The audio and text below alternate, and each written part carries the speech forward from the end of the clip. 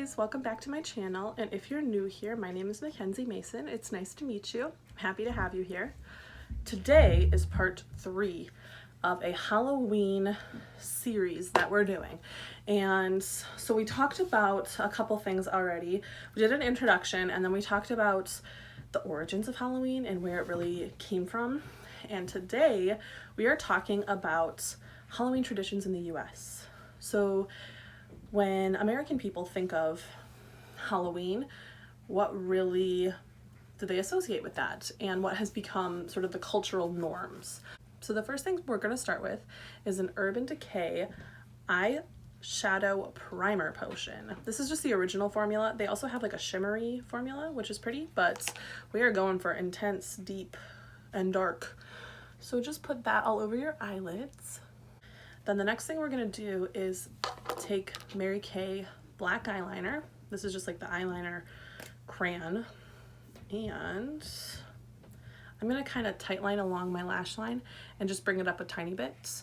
My eyes are sensitive, and coloring with eyeliner pencils on my eyelids kind of hurts because they're sensitive. And then the tugging of trying to like smudge it.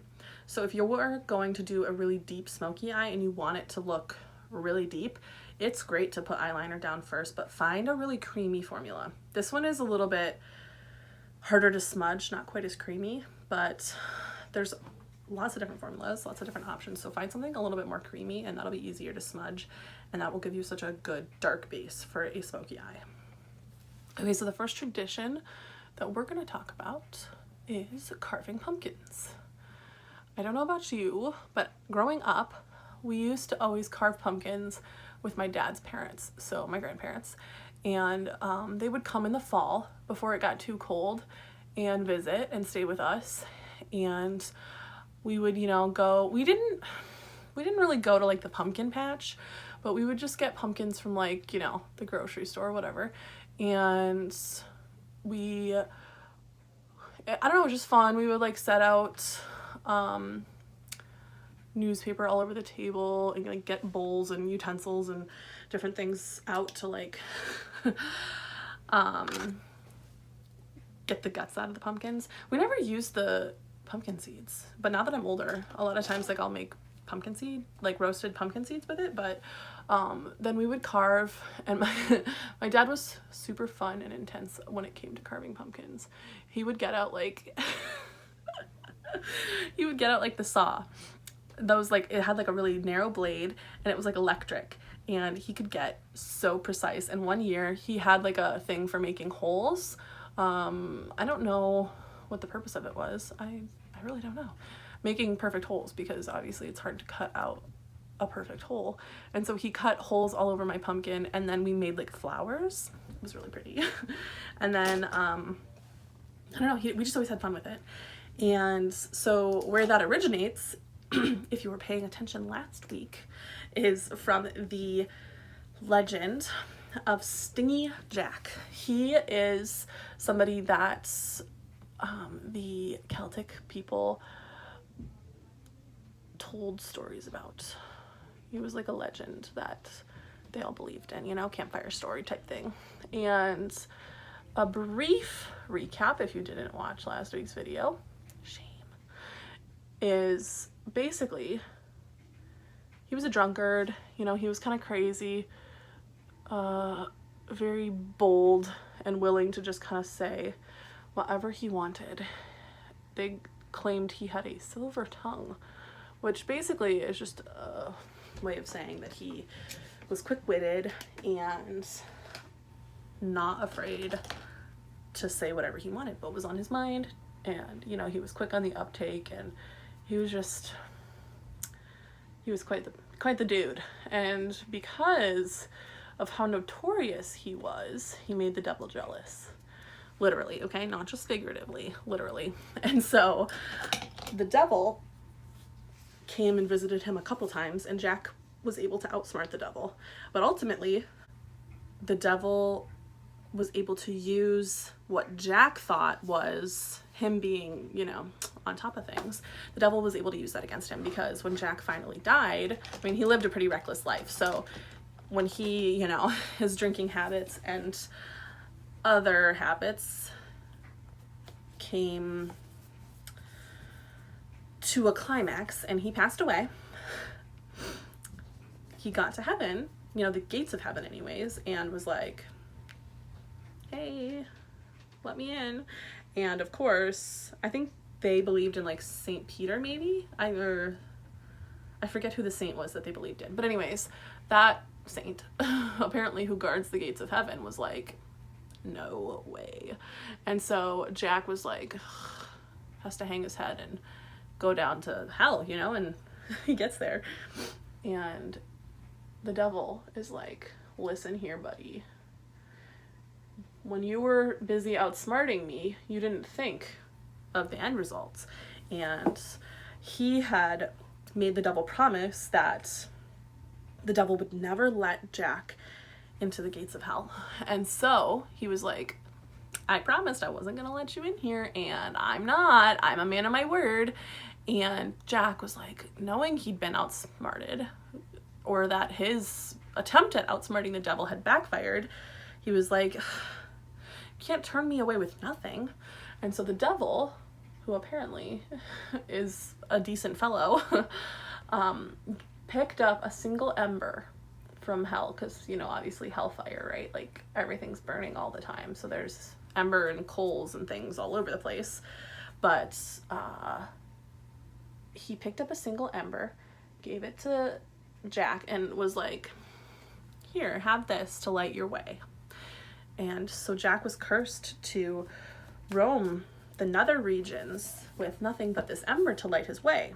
So he stopped along his way, picked up a turnip, not a pumpkin, and carved it out and kept his ember inside.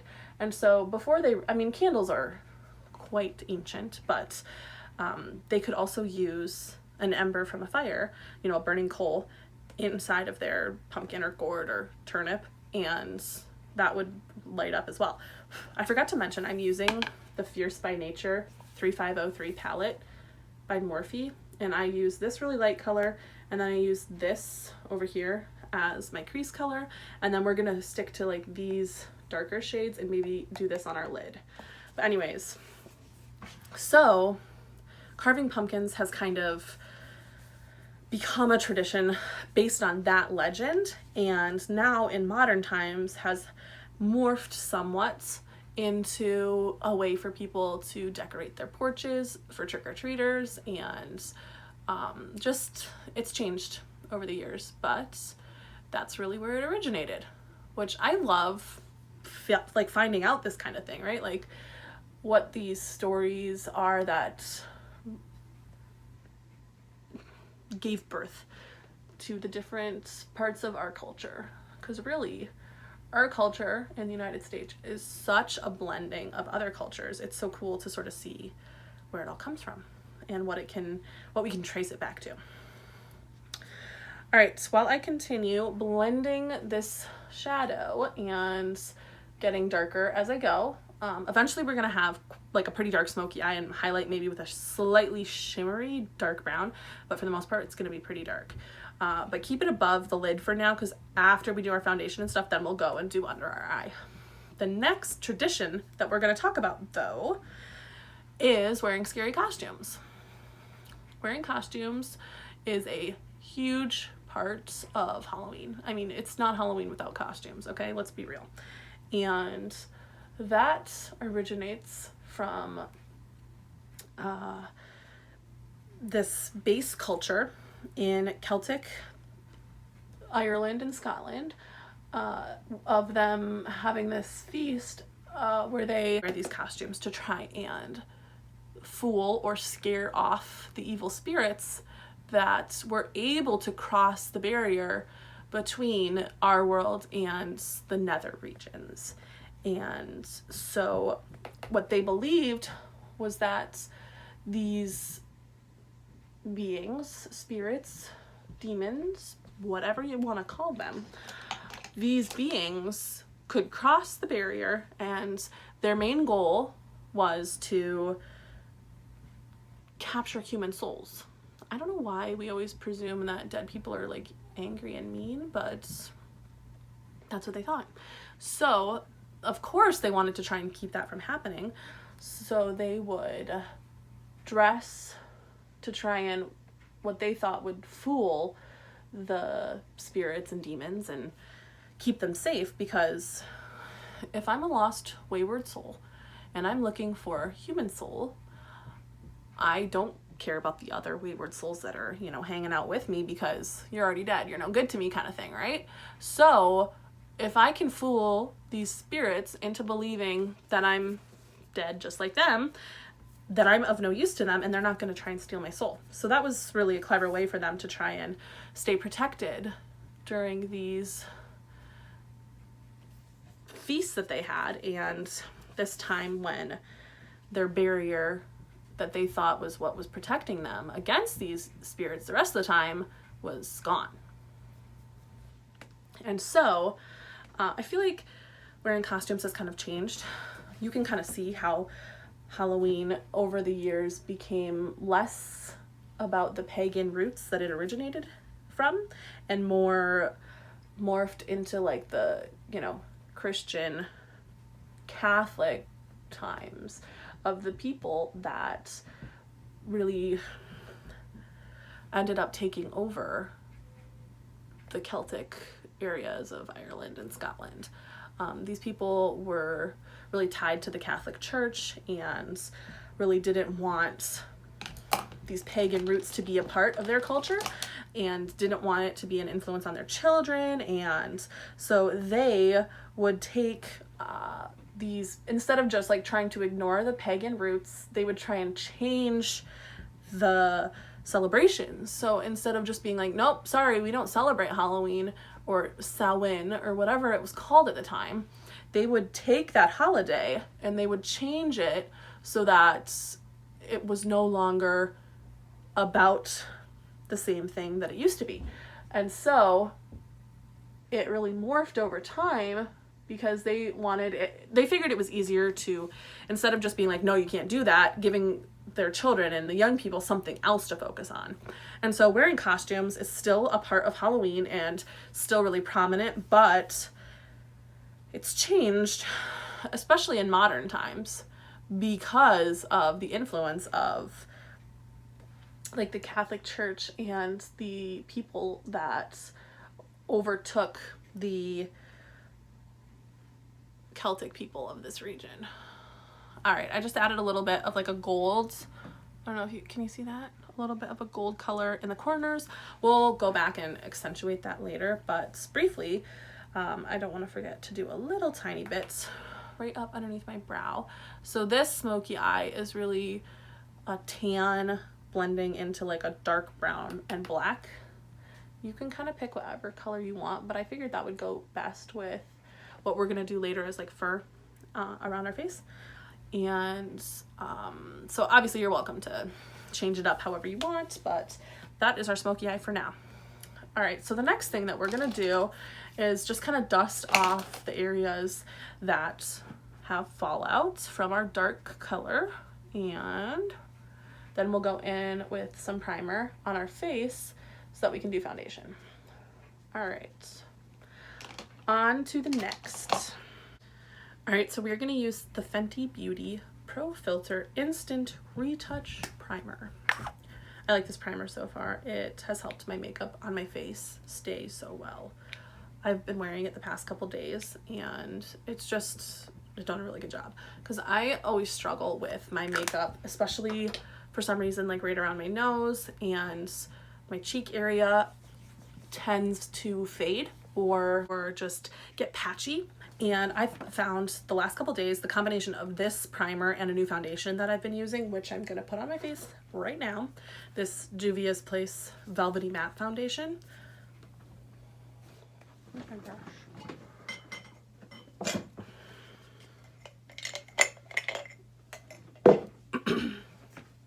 I found that the combination of this primer and then this Juvia's Place Velvety Matte Foundation, my color is Vienna, very pale, but the combination of the two, my makeup is staying so nicely and I'm loving it, so I have no complaints.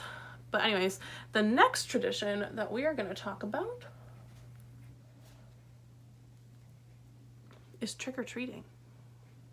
I think next to wearing costumes, this is definitely one of the most popular traditions here in the US, and it seems like other cultures and other countries partake in this as well, especially since this celebration didn't originate in the United States. It came over from the people where it originated from, so those countries are still doing, you know, the same kind of thing. But anyways, side note, I love to use my foundation to get like a sharp line next to my eyeshadow, but be careful because sometimes if you get too close, you can kind of mess it up. Also, we're just taking a beauty blender and Hydrating Facial Prime and Setting Mist by Giovanni and spritzing. I like to use this because this is not as expensive as the Urban Decay All-Nighter Setting Spray, and I'm just using this to kind of dampen my sponge and help it to set my foundation. But anyways, trick-or-treating, definitely you can trace the roots all the way back to the original Celtic people and their feasts and celebrations. They would leave out different offerings for these spirits because they believed that the spirits that were coming on this night had an important role to play in how well their crops did the next year and just that sort of thing. And so that definitely kind of looks the same as some of the trick-or-treating that we do nowadays. But then also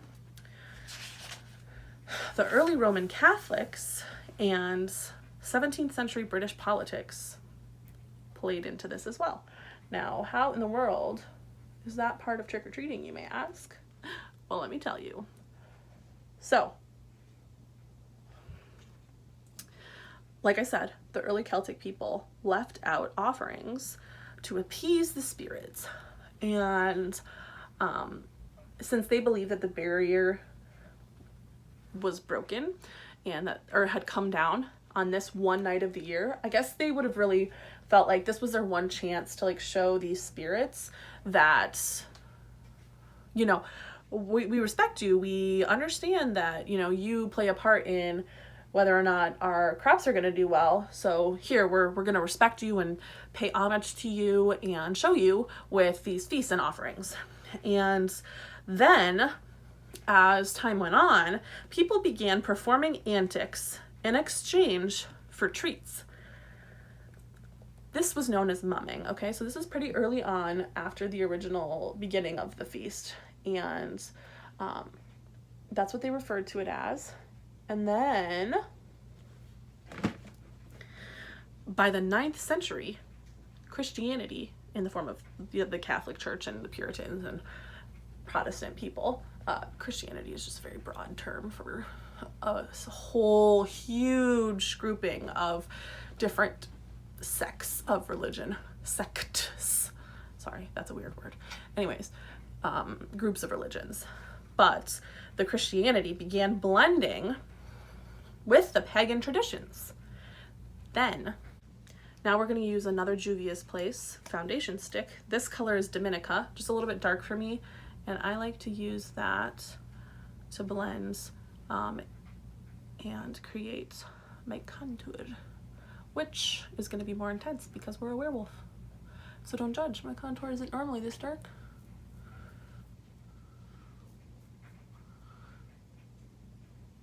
Anyways, like I said, in the year 1000, the church made November 2nd a day to honor the dead, known as All Saints' Day.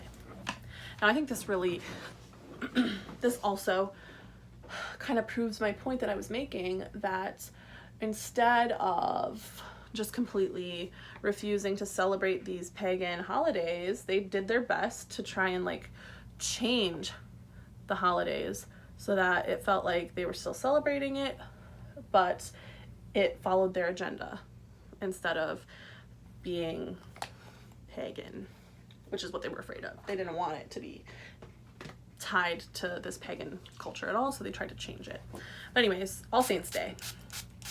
A big part of All Saints' Day is honoring and celebrating those who have passed and somehow they believed that they could affect their loved ones' spiritual health even after they were dead. So they would pray for them, which I never thought really made any sense, but it's their religion.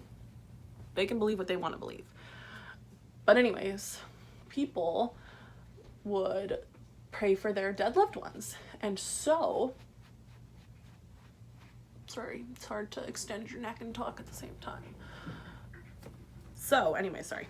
The poorer people, especially because in this time, there was such a huge division between the wealthy and the poor. But the poorer people would go around to wealthier homes and knock on the door, or, you know, whatever, however they did it back then. And they would get treats in exchange for the promise of prayer for the lost loved ones of those people. So they would, you know, knock on the door, and I don't even know how this started. Like, okay, you go around, you're the poor people, you go around and you knock on the rich people's door, you tell them, you know, we promise we'll pray for your dead loved ones, tell us their names, you know, and give us some information about them, we'll pray for them, and you can pay us for it. But not really, kind of. And, you know, cultures are weird, but anyways, that's what they would do. And this was referred to as souling because they were praying for the souls of the lost dead. Okay, so obviously this contour is ridiculous, but that's okay. We're gonna go in with Coty Airspun loose setting powder, and we're gonna set it with a with a powder brush, and then we'll go in with highlighter.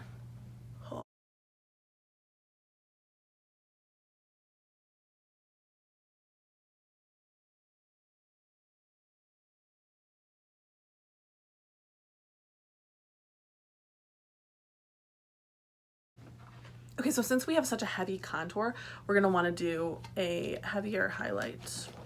Anyways, so, maybe not. Still look like I'm in the shadows. I can't figure out this lighting situation, guys. Maybe that helps.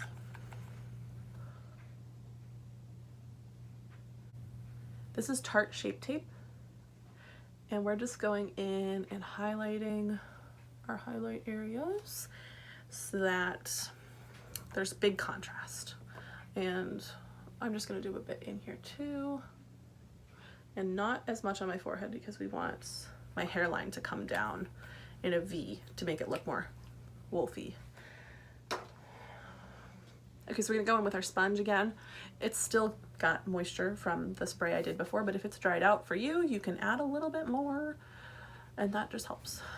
Okay, then souling changed once again, because in Scotland and Ireland, young people would perform various tricks and antics to get treats known as guising. I don't know, but basically what they would do is they'd knock on each other's doors, and then they would sing, they would tell jokes, recite poetry, do a dance, whatever, in exchange for treats. So it was like the young people would go around, and it was just kind of like a fun celebration that they had. But anyways, then it changed once again in the 1600s because of a man named Guy Fawkes. So basically, who was this guy? As far as I can tell, he was a pope or a priest or whatever of the church at that time, and he created a plot to blow up Parliament, the Parliament building in England. And this plot was uncovered right around Halloween time. And so he was executed November 5th, 1606. So people celebrate this Guy Fawkes Day, with communal bonfires, sounds familiar, or bone fires, because they believed that they were like burning the bones of the Pope guy folks. And somehow, I don't know, they were just weird. Okay, people were weird, and these were rough times, and they needed things to celebrate and to bring them joy. So this was one of them. And they would celebrate by lighting effigies and bonfires to symbolize burning the bones of the Catholic Pope. Seems very satanic, but whatever. Anyways, children would carry effigies and ask for a penny for the guy. So it was like a version of trick-or-treating. So trick-or-treating has seen a lot of different changes as time has gone on, but now it has kind of morphed once again in the United States because of this original, these multiple original holidays. All right, so I'm just setting my under eye with a lot of powder, apparently. Ooh. Okay.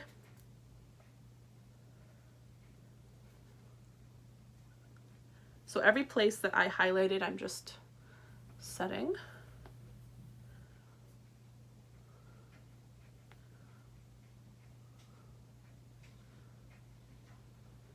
Okay.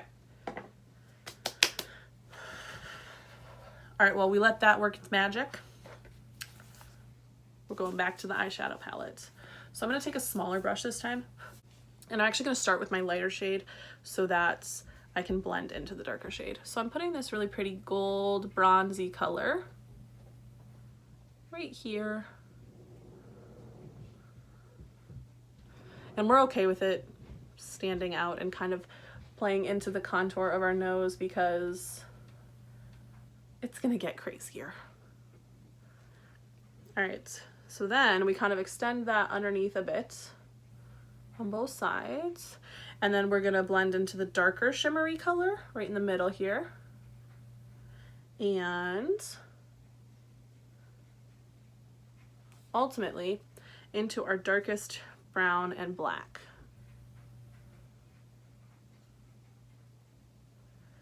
And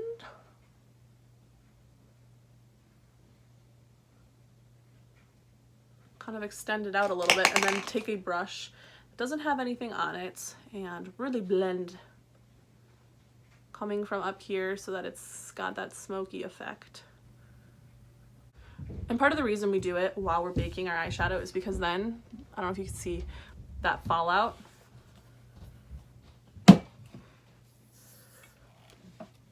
That fallout kind of gets caught in the powder so that then it's not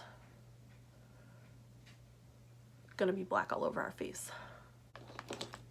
Okay, so now that our powder has been sitting for a minute and baking, we're just gonna dust off the excess. Hopefully bring that fallout with us.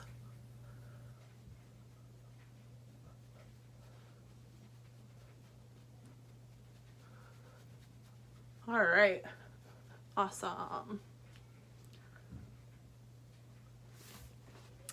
Okay, so now I know this is gonna seem weird, but we're gonna set our face and let it dry while I start talking about the next thing, and then I'll explain why I'm doing that. All right, so while we're letting that setting spray dry, I'm gonna take a black pencil, again, same one we used before, and I'm gonna do my waterline and right up under my top lashes, that waterline too. So normally I would kind of pull my eye down to do it, but since I'm waiting for this to dry, I'm gonna try and do it without moving my face at all.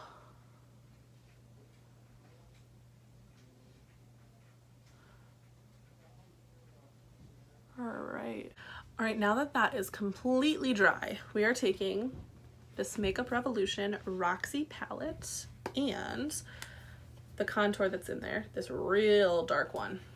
And we're gonna be gentle, but we're gonna put that color in all of our contour spots.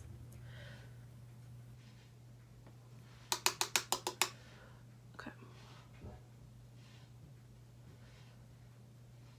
So the next tradition that we're gonna talk about is, drum roll please, bobbing for apples.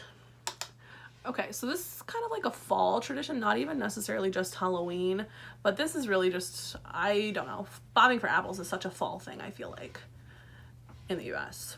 Anyways, so where did it originate? Funny you should ask.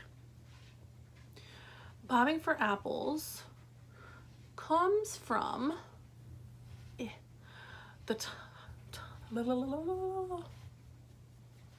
bobbing for apples comes from the Roman invasion of Britain and the merging of their cultures. Because when the Romans invaded, they thought it would be nice to bring an apple tree to the people that they just invaded. Why, you might ask, would they bring an apple tree? Well, it's because apple trees represented the goddess of plenty of the Roman culture. Her name was Pomona. And so they were like, oh, we're gonna like capture them and then try and be nice about it and like bless them with our religion and what we believe and try and cover up that we suck. I look like I have a beard. That's okay. We want that. Okay. So this became part of their culture as their cultures blended, and young singles would have to bob for apples. But there's a twist, okay? The first person to get an apple was the next person that was allowed to get married, okay? Not just like, oh, this is just a fun little game we play. No, this is determining your future, so you better be good at bobbing for apples. I don't know how that translates into married life, but all you married people out there, let me know. Is bobbing for apples say anything about your future significant other and their ability to bob for apples? Anyways, I just think it's funny. But bring your contour like down in a V, but maybe not with that big brush. It's like a little smaller brush. Anyways, so also part of this weird belief that they had was the women that, you know, they would take their apples home that they had retrieved in their bobbing for apples, and if they placed it under their pillow, they believed that they would dream of their future lover. So apparently apples can tell the future. Anyways, make sure you bring this contour all the way up into your hairline as well. And weirdly enough, contour the end of your nose. Starting to look wolfy. Ooh, ooh, ooh, look at that. All right, now comes the fun part. So we're gonna go in. I'm gonna save the final topic for the end because we're not quite there yet. So before we get there, we need to line with the Tarte Double Take Eyeliner, black liquid liner. Any liquid liner that you have will do. And we're gonna go in and do a wing because we want intense. And there we have our lovely wing. Okay, now we are taking our NYX SFX palette, face and body paint, and we're gonna use a lovely angled brush, and we're gonna take black and a little bit of maybe white, and we're gonna play with it, and we're gonna try and create a hairline of our wolf creature, and it's gonna be up around in this V on both sides and then kind of coming out here. But we're not doing anything under there with the hair because it'll just look too much. So I think the best is gonna be to go like this. Yeah.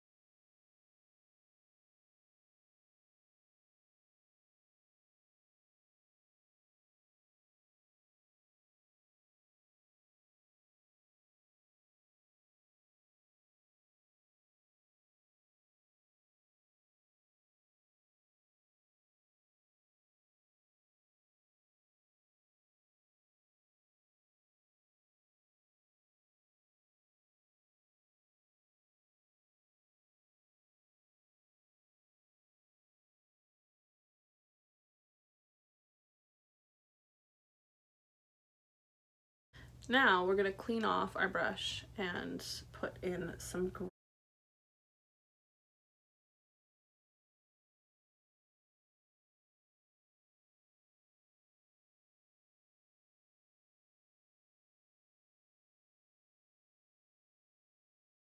Before we completely clean our brush off for the white though, I'm going to use the same brush and the same black paint, and I'm going to make my eyebrows bushy.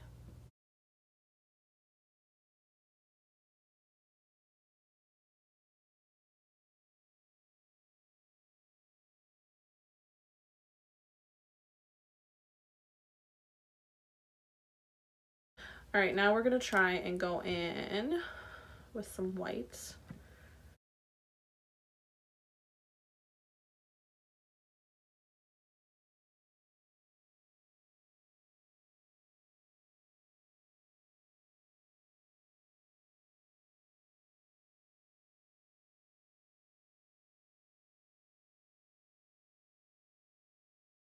All right, same brush. We're gonna take some black now again and just really intensify this nose a little bit.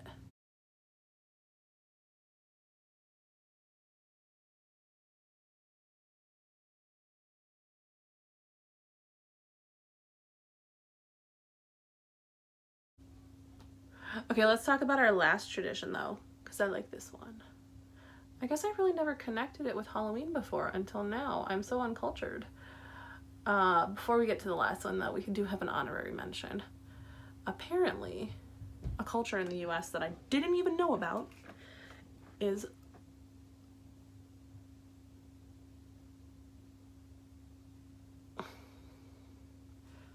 prayer dolls, okay? Now, what is a prayer doll? Well, think back for a moment. Do you remember our conversation about souling, where they would go and offer to pray for the lost loved ones of these people? That's what that has to do with, which I thought was really cool.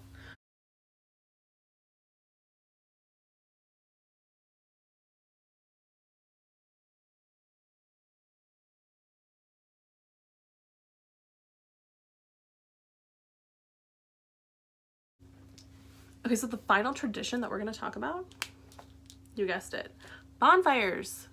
Okay, I just like did not connect the dots, but obviously having a bonfire would be a tradition of Halloween because of how important bonfires were to these people, especially the Celtic people. Bonfires were just a big part of, it was a way to come together as a community in the fall or winter when it was colder and darker earlier and get together because you could see and it was warm because of the fire, which I thought was really cool. So they would have a bonfire, and that comes back to frightening away the spirits and just celebrating the end of summer, the beginning of fall, the beginning of the dark season. We're going back in with this Roxxi palette, and we're taking this really bronze and golds. I'm just trying to do a little baby highlight, okay? Because we still want to be a pretty wolf. And so they would use their bonfire to kind of scare off the demons and get together. But then also they believed that having the ashes that were left over from the bonfire, because when the fire ended, they would all take an ember back to their homes and they would relight the fire at home with that ember. So they were all taking a piece of the fire home with them, which I think is really cool. And then they would also, I kind of forgot to contour in here, so we're just contouring this right now. But they would also, the next morning, save the ashes left over from the fire and sprinkle them on their crops, on their field. I mean, I guess they weren't crops at this point, but the fields where the crops would grow next season, so that the spirits wouldn't harm them, wouldn't ruin their crops. It was just like a way for them to tie it all together. So I just thought that was really cool. Makes it kind of come full circle, you know? And so having bonfires now, I mean, we don't take the embers home and put them in our hearths, but it's still a way to get together as a community. I mean, even my boyfriend and I, like, we go and have a bonfire. That's like a way for us to all get together and be outside and just kind of hang out. But it's a way for us to spend time together, you know, and be around our friends, and it's just really cool. I still like the community nature of a bonfire. Okay, so now we are going to take our same Mary Kay black eyeliner, which is also lip safe, clean it off first, and we're just going to color in our top lip, okay?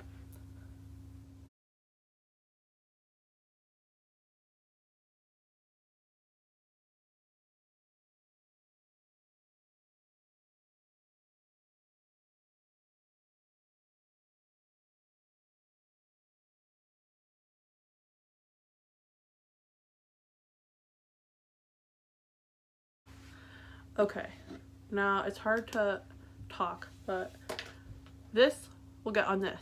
So, use this. Ah, I did it. And set this with this black powder. Because now it doesn't transfer. And before we say we're completely done,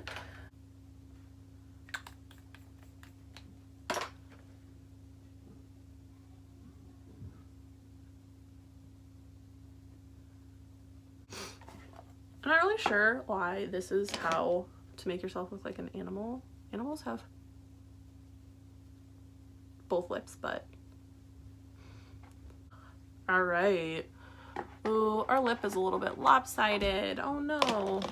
Now it is up to you if you want to wear fangs, or you can even draw white fangs with that white face paint. I don't love how that looks, so I'm not doing that. But this is our finished look. Minus eyelashes. Ooh, we need eyelashes. I forgot. All right, now I'm going to use my Lash Princess False Lash Effect Mascara and finalize this look. All right, so tell me, guys, what is your favorite Halloween tradition? And do you have any that you celebrate or do with your family that I didn't mention? Because I would love to hear about them. Tell me more. And, you know, if you don't know where that family tradition originated, that's okay. I would love to research other traditions. So please let me know. Comment down below the traditions and the way that you celebrate Halloween. I've noticed, I've been a part of some of these Halloween Facebook groups, and a big question that people keep asking, which I think is kind of random, but also would make sense, is if people have a specific meal that they eat on Halloween, kind of like Thanksgiving and Christmas, where you kind of have like a specific meal. I thought that was really cool. So people have like chili, or what was one somebody else was saying?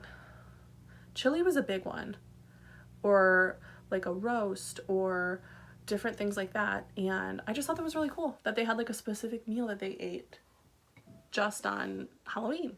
So do you do that? I'd love to know. All right, so final step, we're just setting with setting spray.